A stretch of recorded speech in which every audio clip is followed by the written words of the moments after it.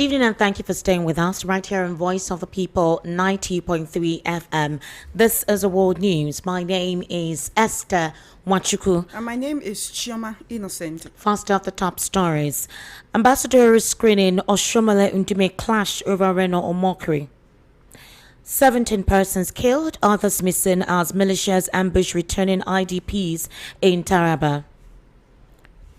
Bayelsa Deputy Governor dies in FMC Yenagoa after collapsing in office. Nigeria-Benin Republic foreign ministers meet amid security concerns. 8 Judicial students killed in road accident, and lawmaker says Benue crisis worse than reported. Details now. There was heated argument between Senators Adams Oshomole and Ali Ndume during the screening of Reno Mockery for ambassadorial appointment today. Both men appeared to have different views about the eligibility of the Edo-born former presidential aide. In a video captured from the screening being conducted by the Senate Committee on Foreign Affairs, Oshomole and Ndume were seen engaging in a shouting match over Omokri. Oshomole was in total support of the nomination of Reno Omokri, who, according to him, has shown he is a good Nigerian by always defending the country. However, Ndume was of the opinion that the due process in screening nominees for the ambassadorial position must be followed. Let's take a quick listen to them.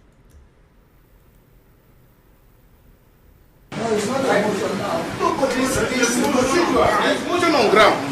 Excuse me, if you want to. You don't know this. If you want, you don't know. It should be seconded. You don't. It's not seconded. Are you? Who was the seconder? I'm the seconder. I'm not the call. Now, there's a motion on Until you are called, you cannot shut me down. No, he's not talking to you. He wasn't talking to you. Let the chairman preside. He wasn't talking to you. 1 minute. These are people. Okay, go ahead. There's a motion on ground. You can either defeat the motion or let it survive. But all right. So how come you have other people have spoken? Senator Adams, he wasn't. Go ahead. I have the authority of the chairman. Please go ahead. Chairman, you cannot exercise power that you don't have. You don't exercise. Chairman, I want to thank you, Senate leader, and my colleagues. I cannot be intimidated by people who go here and there. After all, we see people on television questioning this list. Please ask Mr. Chairman, sir. The procedure is that if there is a motion on ground, it should be seconded. If it is not seconded, it's dead. It's dead. So allow me to continue. Mr. Chairman, you have allowed me. Please protect me. Senator Adams, conclude. Your time is going. Conclude. All right. Mr. Chairman, I think I needed to speak on this in the public interest, with particular reference to the nominee, Reno, because we cannot pretend we have not had stories. We can't work on stories. For me, there is no petition before the for me. Look, this is for me. You should not return the Senate. Don't Allah the Senate. Senate is not a joke. Senate is not a joke. Senate is not why you the floor. I saw you stopping the presentation. All right, that was Senator Ali Ndume and Oshomole there having a clap back over the ambassadorial nomination of some persons that were sent to the Senate by the president. This time around is over Reno Omokri. There have been controversial statements about the personality of Reno Omokri, and Nigerians have made reference to all the things he said against the president in the past. However, the Senate is saying that no petition has been written to them against approving or acknowledging Reno Omokri. So far, he is eligible to go through the due process, and that was the cause of the conversation or the clapback between Ali Ndume and Senator Adams Oshomole. Meanwhile, the Bayelsa State Deputy Governor, Senator Lawrence, has died after collapsing suddenly in his office. While the Deputy Governor slumped in his office and was rushed to the Federal Medical Center, Yenagoa, family sources confirmed that he was pronounced dead shortly after arrival. The incident happened at around 1:30 p.m., which prompted an immediate emergency response. Eyewitnesses had also claimed that the Deputy Governor appeared to be in a serious condition as he was hurried into the hospital's emergency unit unit. A source close to the deputy governor had attributed the collapse to the deputy governor's demanding workload. While the exact cause of the medical emergency has not been officially disclosed, multiple sources suggested it might be linked to a possible cardiac complication. Security operatives have since taken control of the hospital premises, restricting access as top government officials file in to show solidarity. Efforts to reach the deputy governor's media aide, Mr. Dobara Atasi, were unsuccessful as of the time of filing this report. President Bola Ahmed Tinubu has instructed the Inspector General of Police, heads of security agencies, and the National Economic Council to embark on a comprehensive reorganization of security deployment across the country, including arming forest guards and reviving abandoned grazing reserves into functional ranches. The directive was issued during Wednesday's Federal Executive Council meeting as part of fresh measures to tackle worsening insecurity, including kidnapping, terrorism, and recurring clashes between farmers and herders. The president acknowledged the vulnerability of many Nigerians and stressed the urgency of taking extraordinary steps to safeguard lives and property. He further emphasized that the instruction must be fully implemented, noting that challenges are being faced, especially for kidnapping and terrorism, and that all the forces need to be utilized. President Tinubu also tasked the Vice President Kashim Shettima with directing the National Executive Committee to identify which existing grazing reserves and settlements can be redeveloped into modern livestock communities. He added that any official who encounters security threats during the implementation process should immediately alert the police leadership. The president directed the Minister of Interior to work with the police and the Civil Defense Corps to replace officers currently assigned to special duties so that regular policing of communities does not suffer. In a very tragic development, University of Jos community has been thrown into mourning following an accident that claimed the lives of 8 students of the institution. The crash involving a trailer and a bus conveying 11 students happened around 2:30 a.m. opposite Unity Bank along Zaria Road in Jos, Plateau State. According to the Federal Road Safety Corps FRSC Plateau State Sector Command Public Education Officer Peter Longsan, 7 students were found dead when responders arrived at the scene. Another victim died in the hospital, bringing the total fatalities to 8. The remaining 3 students, all male like the deceased, are receiving treatment. An eyewitness told journalists that the bus was traveling at high speed and attempted a wrongful overtaking. This caused the driver to lose control before colliding with the trailer. FRSC Sector Commander Corps Commander Olajide Mogaji said a detailed investigation is underway. He urged motorists, especially commercial drivers, to avoid night journeys, speeding, dangerous driving, and driving when fatigued or under the influence. In a very recent development, the member representing Kwande Ushongo Federal Constituency of Benue State, Tessie Ugbo, has said the crisis in the state is worse than reported, stressing that the figures of the internally displaced persons, IDPs, may be understated. The lawmaker stated this today during a Monitor television interview. He noted that killings in Benue State are worse than reported. He noted that if the tall thief of the entire thief people worldwide confirmed in front of the president that there are genocidal killings in Benue, if the Catholic Bishop of Makurdi Diocese and the people who have been killed and displaced from their ancestral homes also confirmed that there are genocidal killings, he could not deny it. He noted that there is a genocide taking place in many parts of Nigeria. He mentioned like the Darfur genocide, the Southern Congo, and the genocide against the Jews by the Nazi, which brings back negative memories of what a genocide actually is. Meanwhile, Nigeria's Minister of Foreign Affairs Yusuf Tugar has met with his Beninese counterpart Olusegun Ajadi Bakar in Abuja. At the office of the Economic Community of West African State, ECOWAS, both sides reflected on the recent attempted coup in the Republic of Benin and the growing security concerns across the region. Tugar explained that much of Nigeria's insecurity is exogenous, noting that Nigeria and Benin share very close ties, and whatever happens in one country inevitably triggers ripple effects in the other. According to him, this is why a coordinated regional response is no longer optional. Both ministers emphasized the already strong working relationship between the two countries and agreed that deeper cooperation remains essential for stability.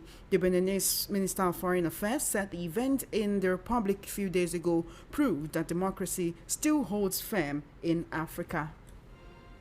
Now, a major pro-democracy coalition has called on the National Assembly to introduce a strict rule that will immediately unseat any politician who dumps the party that brought them into office. The body, operating under the banner of the Movement for Credible Elections, said the growing trend of politicians switching parties at will has damaged public confidence and weakened the country's political system. It insists that only a firm legal penalty, automatic loss of seat, and a fresh election can restore discipline before the 2027 general polls. The position was contained in a petition submitted to the Speaker of the House of Representatives and dated December 10, 2025. The coalition said the reform must become a priority in the ongoing legislative review of Nigeria's electoral law.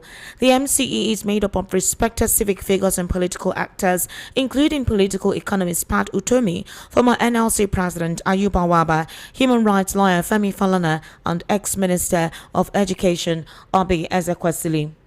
Now, in a very recent development, Tragically, presidential candidate, has lambasted the judicial system and the ultimate corruption, including nepotism and bigotry that has isolated a lot of Nigerians from proper representation in the legal system, while making reference to the incarceration of life of Nnamdi Kanu. Let's take a very brief listen to this. To arm their own people, to protect them against their own to arm their own people, to protect them against their own that you are facing. And I want to say to you, most of Nigeria's security problem came from injustice. Somebody was, Kuti was talking about we need to arm ourselves. What did Nnamdi Kanu do? Step up, and he said to arm their own people, to protect them against their own enemies. What did you put him? We took him, tried him. Yoruba prosecutors, Yoruba judge, because you Yoruba like to distance yourself from problem. And then you carry him and put him in Hausa jail because he set up a system to protect his own people. Is that not part of the right to have self-determination? But most of you that supported the injustice against Nnamdi Kanu are saying are Yoruba intellectuals on Twitter. You are saying it is hard to attack. It's not here because I fight for him. Yoruba people mostly. And I'm not blaming Yorubas in general before they start saying that, you should rest said it's not kill Yoruba. No. I am just saying that you should search your conscience as to the reason why you are in the situation that you are in. The president of the country, whether he's a Muslim or not, is a Yoruba man. And we are here still blaming Fulani. Is Tinubu Fulani? No. He's from Lagos here. I think some of our leaders are not from Nigeria. It is true. But at least he's from Nigeria. So why is it that he doesn't care about Nigeria? Yes, you can say it. But the question is that how can you be from a place that doesn't even exist? The Nigeria we're all shouting about is the creation of some British guys. It's a supermarket that was created as a business in 1901 by the Niger Royal Company. That is the name of the company that created Nigeria. And you are here asking somebody that he should die for an idea that was done by a third party. So how can somebody be in Nigeria when Nigeria also don't believe in you as a person? Am I not here? This is my friends, they declare me wanted every week. See that the biggest problem, I'm the biggest terrorist in Nigeria with the police. By the time I leave this place, they will have declared me wanted again based on what I'm saying. I'm also the one who had to fight for their pension, by the way, that have been removed from the pension system. I fought. Yes, they have been removed from the pension system. But they All right, that was Amaili Shure recently speaking as to the system, the inappropriate system being practiced in Nigeria's sensitive institutions. Meanwhile, activist Deji Adeyanju has disclosed that Peter Obi, the former presidential candidate of the Labour Party, will support President Bola Tinubu in the 2027 elections. Adeyanju, in a post recently, claimed Obi would not join any coalition formed to challenge the president. He alleged that those still supporting Obi were benefiting from what he described as a fundraising fundraising scam. He said, and I quote, "My prediction about 2027 is that Peter Obi will work for Bola Tinubu again. He will never agree to work with the coalition against Tinubu. Only people benefiting from the obedient fraud and fundraising scam are still with him." Adeyanju added that even the most stupid student of politics and history can decipher that what Obi is doing. He said he would not support the former Anambra governor under any circumstances. "I would rather vote a dog than vote Obi, and his political extremist supporters can go to hell for all I care." End quote. You're currently listening to the World News right here on Voice of the People, 90.3 FM. We'll take a very short break. When we return, then we'll head into our banter session. To kindly stay with us.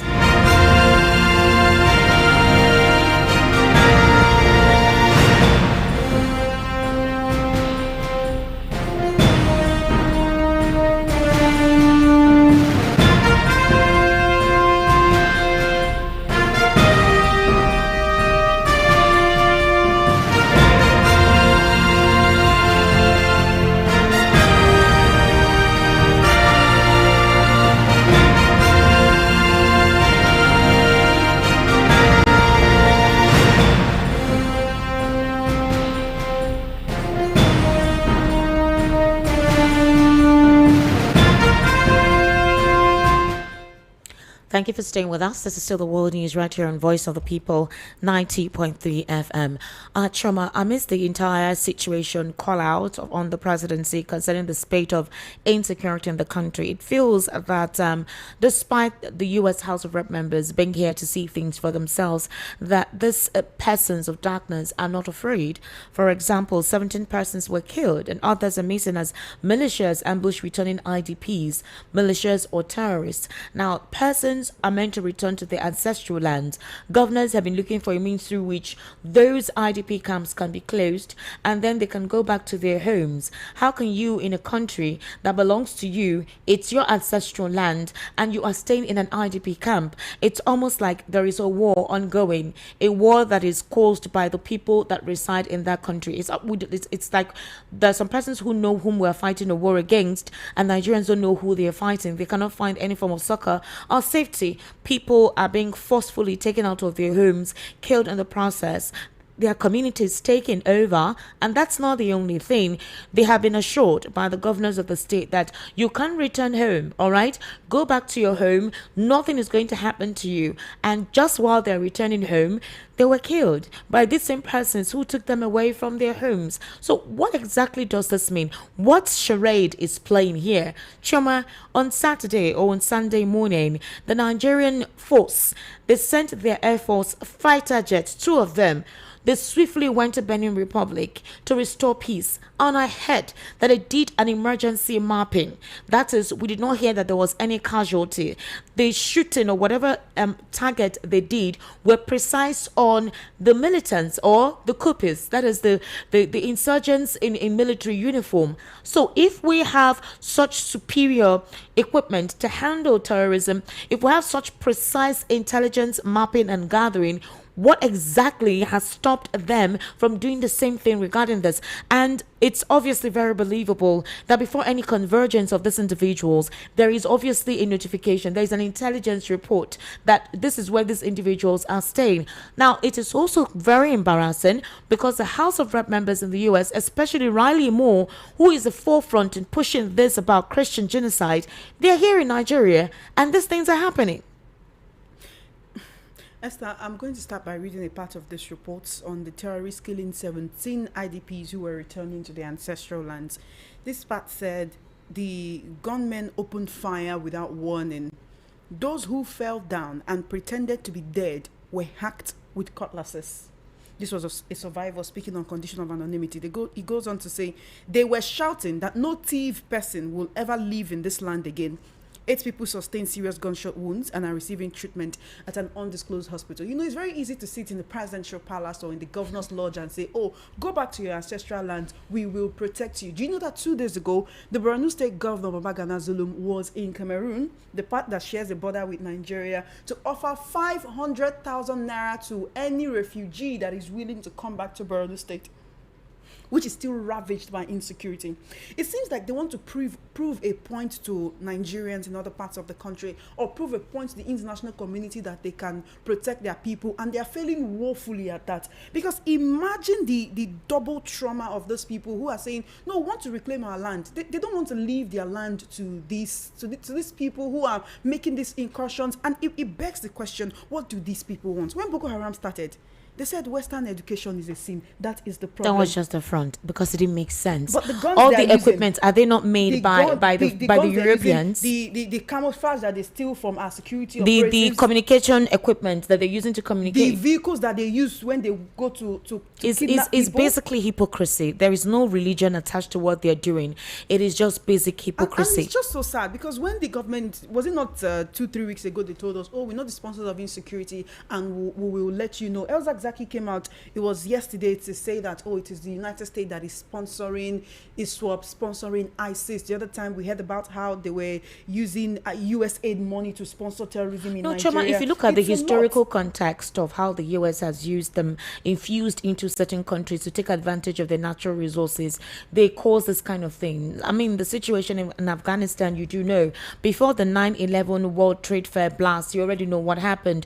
Osama bin Laden worked with the US military. He was with them, and that's basically what they do. So he learned a lot of things from them. Whenever they want to come into countries, when they know that there is something those countries have that they cannot willingly go, especially if the countries refuse to give it to them, they create chaos. And this was also the method they used in dissolving the USSR, what you call the Soviet Union. They created scenarios like this because they needed to de-escalate them, create sub-unions amongst them. You know what you call divide and rule, what we're experiencing. A lot of political leaders do that, and that's what they did during the USSR Soviet Union. They were able to destabilize the strength of Russia and its colony. So it's not surprising that the US, FBI, CIA, MI6 could bring in approaches like this. It's obviously normal. But in this particular situation, isn't it glaring what is happening?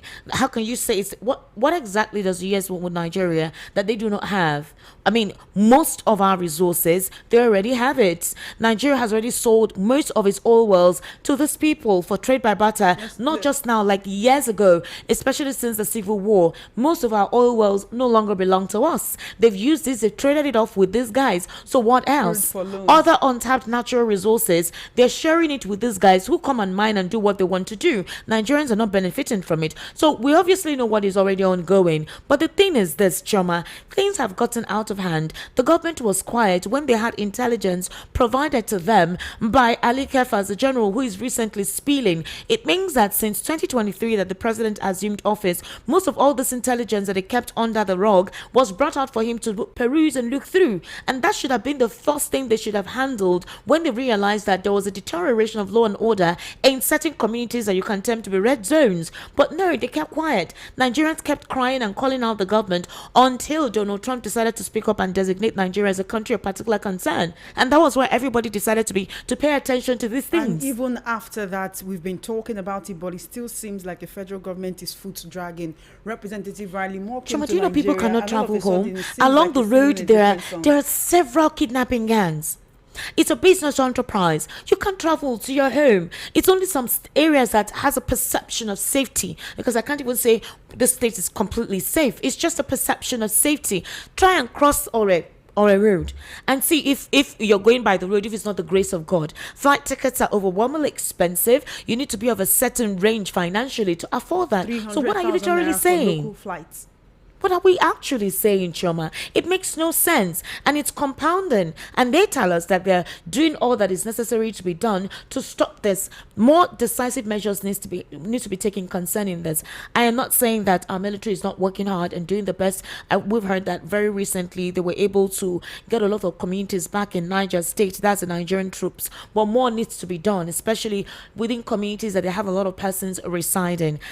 Choma Innocent, Omayele Sowore said something. talking about the justice system. I don't know if you heard the president of the appeal court recently praising Nyesom Wike, the FCT minister, saying that he's doing a lot well because he built houses for judges. And then she also said that people say the judges are corrupt, people say that the judges are inconsistent and are not transparent. Then they should bring evidence. Where are the evidence? That's what she's saying. If you do not have any evidence, you don't blame the judges for it. Choma, we saw a dichotomy in the system. Naturally, if you know the statue that is in front of the Supreme Court, a woman beautifully adorned, her eyes is closed, and then she has two stuff. It is balanced. She's not supposed to see. But the opposite is what we experience in this part of the world. The blindfold is not covering the eye, is on the neck. You can see, and the ring is tilted. So what? If you can pay the highest, put it in the bowl. Anyone who drops, then the pick who is meant to be supported. What evidence do you require, Choma? A Sunday Jackson was almost killed in his farm. He was able to defend himself,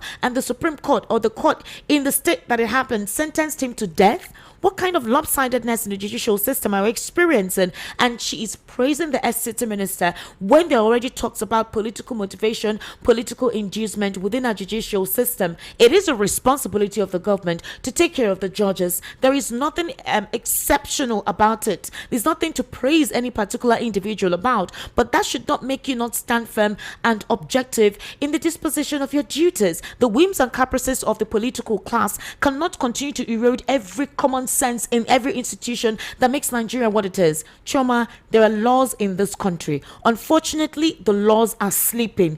It's only very few occasions that those laws wake up, and unfortunately it seems as if it is selective when it decides to wake up on one person and sleeps on others. Why is that so? Why does the law sleep on others and wakes up on majority? Why? The answer to your question is actually very simple. You talked about the tilted scale, right? Mm-hmm. The law sleeps for those whom the scale is lower for.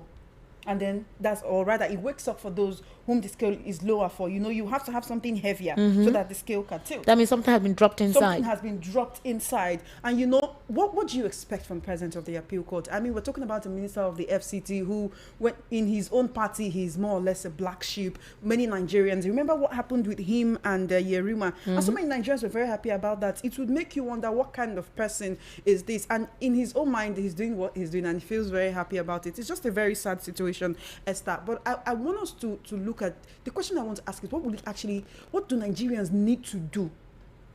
What do Nigerians need to do? Choma, do you know a situation where you have psychologically, emotionally, mentally handcuffed and chainsawed people, that the only thing they can do is just to talk? Social media is a means through which they're able to express their discontent. You can't come out to protest, you'll be clamped down. And also the economic aspect, where you're so busy looking for what to eat that the thought of even protesting or doing anything out of the ordinary does not cross your mind. The polity is heavily decided. If you complain about something, they'll tell you go to your states. Don't do it here. You're not an indigene of the state. You don't belong here. Don't come and destabilize this place for us. When you continue to have such conversations, there'll be no one voice. There'll be no unity. The last time we experienced something that is close to one Nigeria was during NSAS in 2020. I don't know if Nigeria is ever going to experience such a momentum anymore. Even then, it was Nigerian youths, and just would say maybe just a cross section of the older generation, because he had quite a number of the older generation telling the youths then, oh, you're just causing problems. But that was when the demography that was sleeping decided to wake up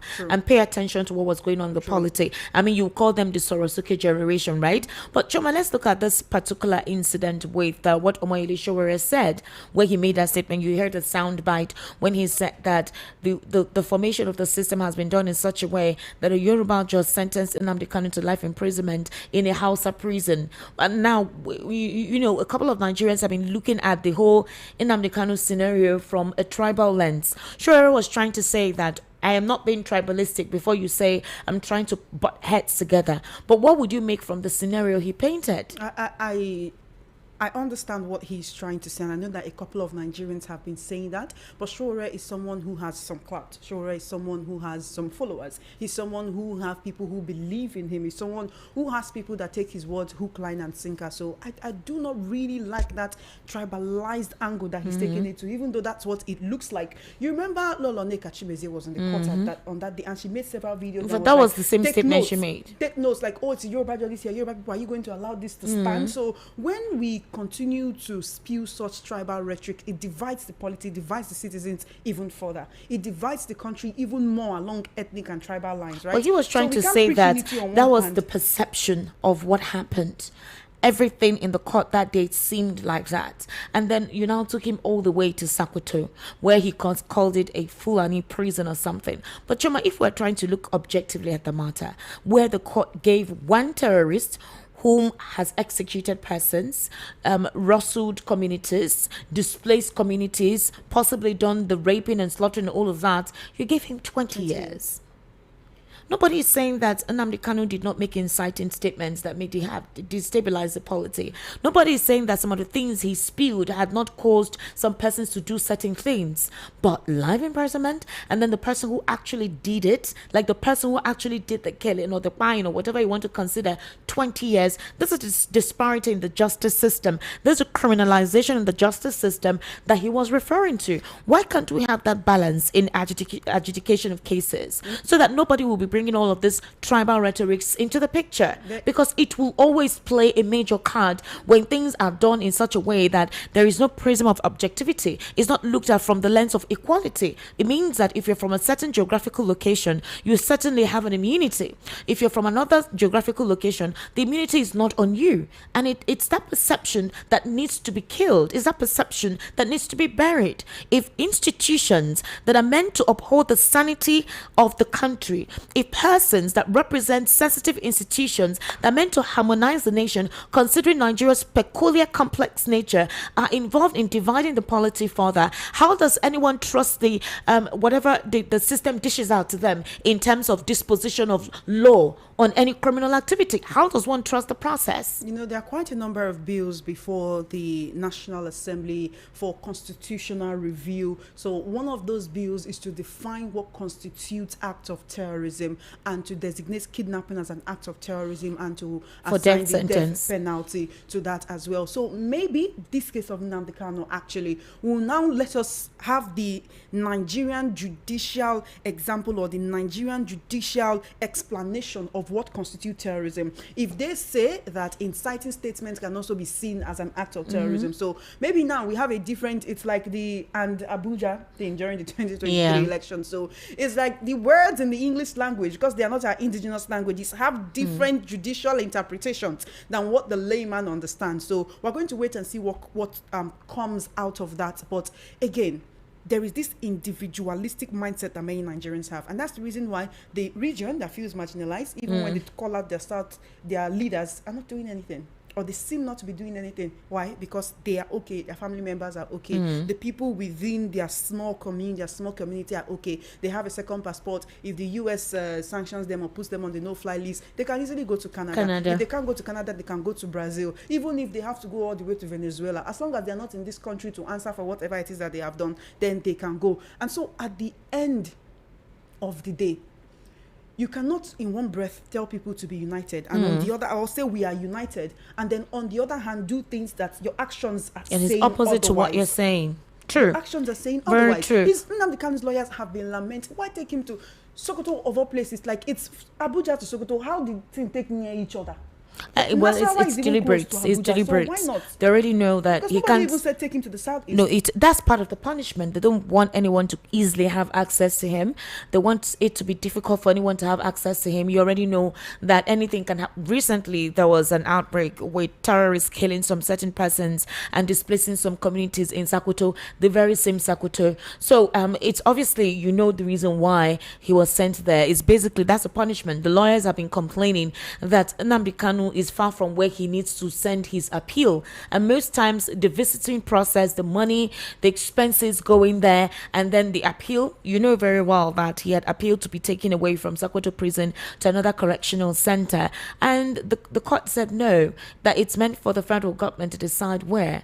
And according to what a couple of experts said was that Nnamdi Kanu's legal team did not let the prosecuting counsel, which represents the federal government, know that they would like to change Nnamdi Kanu's correctional center from Sokoto to another location. So it means that they would have to liaise with the legal team of the federal government, that's the prosecuting council, and maybe there could be an agreement somehow through which they could assent to Nnamdi Kanu's proposition to be taken to another correctional center.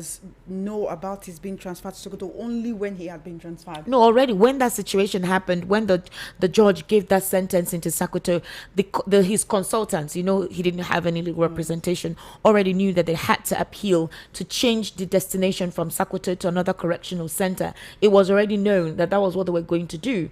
But again, that's basically the scenario being painted as to why his request was denied. Some other persons feel that with time, maybe it's still very soon for him to request a transfer to another correctional center. But however, Choma, it's not lie that the justice system is terrible. I mean, today I saw it on social media where a policeman was almost lynched by a mob for stealing.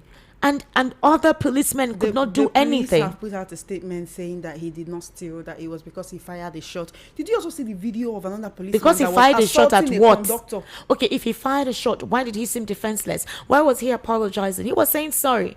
It was even some civilians in the crowd that had to say, please don't hurt him further. Do you want the police to put out a statement and accept that one of them stole? They said that's not what happened.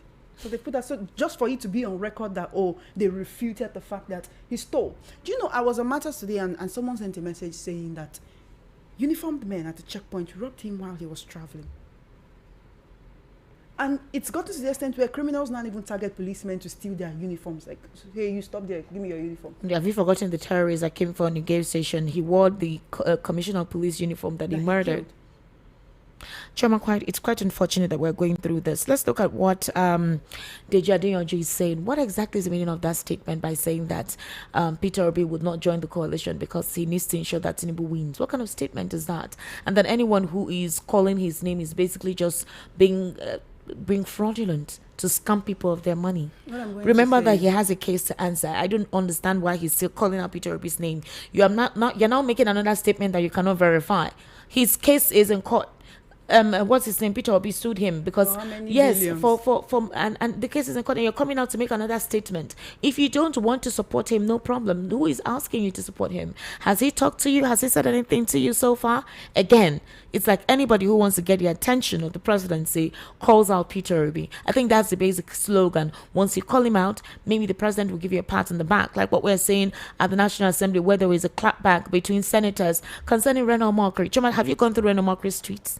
Have you seen some of the things he writes? How can an ambassador be one who stokes the polity, infuses hatred and division in the polity just because you want to support the president? How can somebody who has said a lot of terrible things about the person that he now wants to represent in a country, it doesn't even make sense for that person to be considered?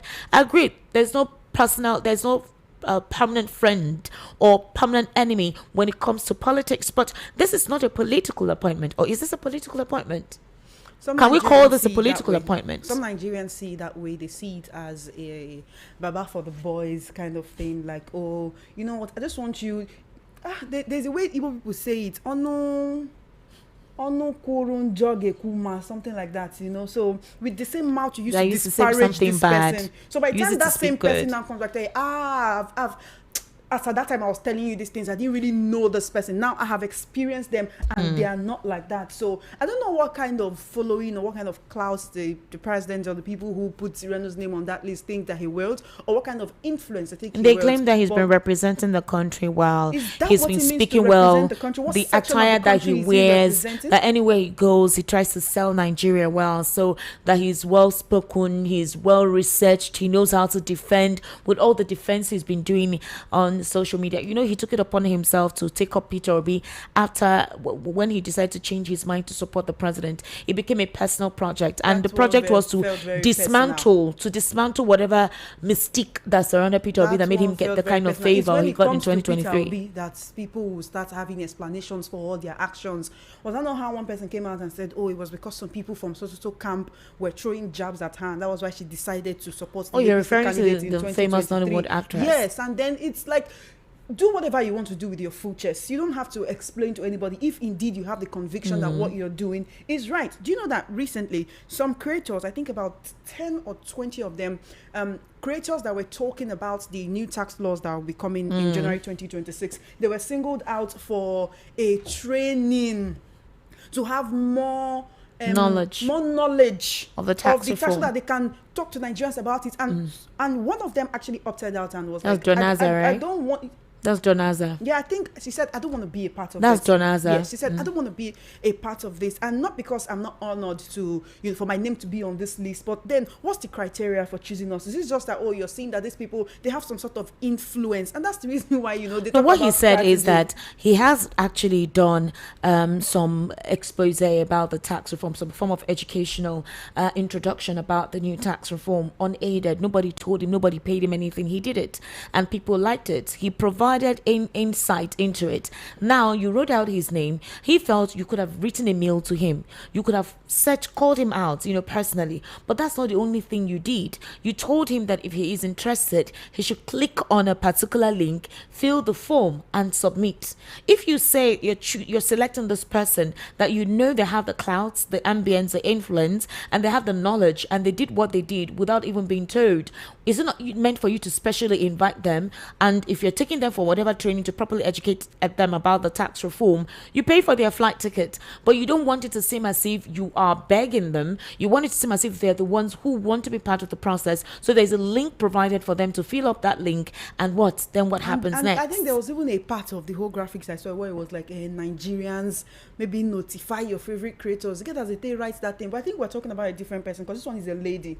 She talked about how Nigerians are being taxed like Western countries, but we are not getting the dividends of that taxation that we are seeing, and that's the reason why she would not represent the government to come and try to explain to Nigerians why they should be paying such taxes, because she doesn't believe that Nigerians should be paying that kind of taxes. And so as much as it feels good to be recognized by the president or his associate or whoever was on that taxation team, that she would not push their taxation agenda, because she does not see Nigerians benefiting from it. And so it just speaks to the fact that all you need to do is put yourself out there and try to talk nice and try to just put out the kind of content that will make them notice you and be like, Sure. But we need to bring the larger mass out of poverty. We need to do more for the people, as in the masses, not just take a handful of people, elevate them so that they can speak to the people that are below and tell them that everything is fine, when the people at the lowest rung of the ladder can see that things are not actually fine. Esther, imagine you trying to influence me and I tell you I'm hungry. You tell me, no, you're not hungry. It's just that you have not eaten, but wait, by the time you eat tomorrow, you will see that you will no longer be hungry. Choma, there is money. There's money in the system. Unfortunately, the money is being hoarded. That's the problem. The money is being hoarded for 2027. For real, I'm not kidding you. I know what I'm telling you. It's deliberately been hoarded. Choma, the northern governors met, the 19 northern governors met because of insecurity, and they're billing the FG. They need 50-something billion naira to tackle insecurity. Like, are you kidding me? Didn't they also say they would contribute a certain amount? What about your security votes? You have security votes. You're given money from the federal government because of this. 50-something billion just for you. And there is no 100% certainty that you will deal with that money. So the money is to do what? Well, the president has already decided to ask for the arming of forest guards. It's another way of introducing state police. It's just that they're giving it a different name. So we do hope that all of these initiatives will we have? Whatever the case is, have vigilantes. Choma, whatever the case is, something is being done. Initially, nothing was done, but something is being done. If it took a Trump to awaken the sleeping executives, they're awake now. So let's see how the process begins. Choma, you wouldn't realize that when it comes to decision-making processes like this, there's a lot of consultation that takes place. That's also another annoying thing about the kind of system that operates in the executive. The president cannot just wake up and make certain decisions. He needs to consult. If he doesn't consult, he will have issues issues with other regions in the country, or they will say he's dictatorial, or they will say, are we running a unitary system of government, especially when it has to do with the security of lives and property, he will still need to consult. And that's why it takes a lot of processing. And the stage Nigeria is now, needs an emergency, not a wait. Let's go through the set of persons. Choma, did you see Very Dark Man went to where these women were murdered in Lamode community in Adamawa State? A young girl was shown. She was shot, but unfortunately, despite the surgery, she passed on. A young lady, a young girl. She's a child, actually. She's not up to 12 years. Choma, I saw the video. These women were holding leaves. They weren't holding planks. They were just holding leaves. And they were shot live rounds, just like that. And what hurts, Choma, is that up till now, we've not gotten any official report on this. No consolation from anyone. You know, when we started, it's terrible. That's mutiny. You also talked about how, you know, the Nigerian Air Force was sent to Benin Republic to push out the coupists, and why can't they deploy the same firepower against the terrorists? And what that just tells me is that it's always easier to fight against an opponent that you perceive to be weaker than you. Right? And is this a subtle admission by the Nigerian military that this quote-unquote ragtag army in the forest are bigger than them or stronger than them? There is nothing. They know what to do. Didn't you hear what retired General Ali Kefas recently disclosed that the former chief of army staff was murdered? They know what to do. It's an enterprise. These guys know what to do. Do you know how much money is being designated for security? Choma, go through the budget for the last 12 years. You would understand the sporadic increase when it comes to defense budgets in Nigeria, and see how much money is being made. And former General Attahiru Ibrahim discovered that these monies were diverted. It's still being diverted, whether you like it or not. If you know a lot of things about this country, Choma, let's just say that let God continue to give us wisdom with how we actually cope with things going on in this country. Ladies and gentlemen, we need to wrap up the world news at 6 p.m. My name is Esther Wachuku. My name is Choma Innocent. Stay tuned. The evening rush will come up at 7 p.m.